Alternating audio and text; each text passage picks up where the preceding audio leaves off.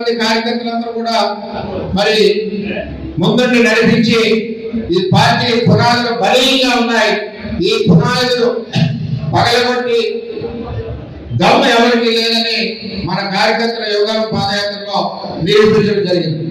మరి అదే విధంగా ఈ పార్టీకి రాబోయే రోజుల్లో 2047 ఏదైతే రాష్ట్ర అభివృద్ధి ప్రణాళిక పార్టీ కూడా 2047 ప్రణాళిక చంద్రబాబు నాయుడు గారు నిర్ణయించి రాబోయే రోజుల్లో పార్టీ రథసారథి నారా లోకేష్ గారిని ఈ పార్టీని ఏదైతే మన గెలుపుకు కారణమైన పాదయాత్ర చేసి ఉన్నారో ఆయనకి రథసారథిగా ఈ తెలుగుదేశం పార్టీని ముందుకు నడిపించాలని చెప్పి కోరుతా ఉన్నాం.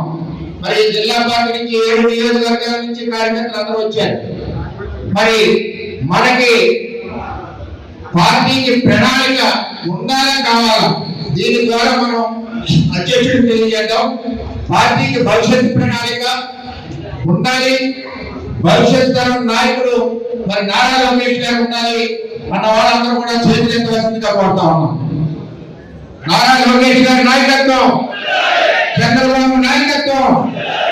అందువలన ఏదైతే లోకేష్ గారి ప్రోగ్రామ్ డిజైన్ చేశారో కార్యకర్త అధినేత అన్నది ఇది మనందరికి కూడా ఉపయోగపడేది. మన కార్యకర్తలందరికీ కూడా ఈ సమస్యలు మనం తీసుకోవడమే కాకుండా ఈ సమస్యల మీద జిల్లా అధికారులు కానీ సంబంధిత అధికారులు కానీ స్పందించవలసిన బాధ్యత ఉంది.